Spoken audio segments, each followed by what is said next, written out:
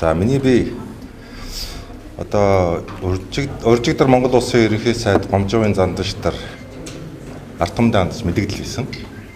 За энэ хүү мэдээлэлтэй нүүрсний хулгайтай тэмцэх ажлыг эрчимжүүлэх ажлын хүрээнд намайг хуучин дотоод хэргийн сайдаар томилж байгаагаа мэдгдсэн. За улмаар Монгол Улсын ерөнхийлөгчөд танилцуулж улсын их хурлд танилцуулах процесс одоо өнөөдөр хийгдэнэ.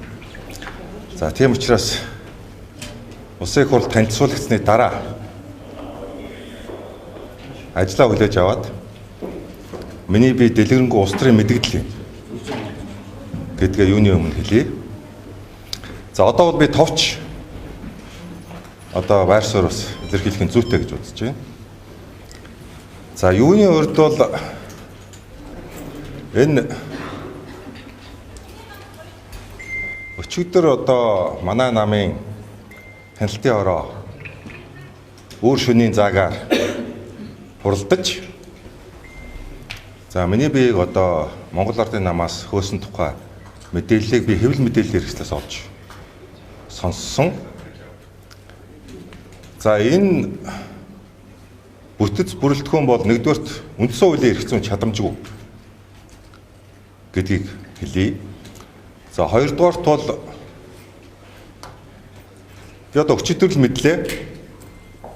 Энэ хяналтын хорооны одоо гаргасан шийдвэрийн 4-5 хүн нь 2023 оны 12 сард улсын их хурлаас зохион байгуулагдсан нүүрсний хулгайтай холбоотой сонсголт гэрчээр дуудагдчихсан хүмүүс байна. Би нүүрстэд хөөгдөхгүй. Харин нүүрсдийг эх орноос нь авна.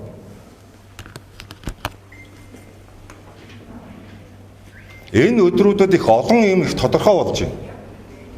Одоо өнөөдөр 3 дахь өдөр. Би яг 7 хоногийн өмнө одоо 3 дахь өдөр ярьцлага өгсөн. 7 хоногийн хугацаанд Монголын ард түмэн ялж байна. Яагаад ялж байна вөхөр хэнэн нүүрсчэд хэнэн нүүрсний хулгайтай холбоотой вэ гэдэг энэ асуудлууд улам бүр тодорхой болж байна. Өөртөө гарч ирж байна. Ичлэгдэж байна. Энэ ямар хэмжээний улс орныг хэрсэн, эрх мэдэл сүлдсэн, худалдаж авсан ямар ч үнээр хамаагүй эрх мэдлийн оройд залрахаар улаарч байгаа гэдэг олон зүйлийг энэ өдрүүд ичилж байна. Энэ бол Монголын ард түмний ялт. Тийм учраас би Гомжовын Зандашдар ерөнхий сайдыг хэлсэнчлэн нүүрсний хулгайтай тэмцэнэ гэдэг бол боломжийг хулгайлж байгаа. Цалин тэтгэмжийг нэмэх боломжийг хулгайлж байгаа.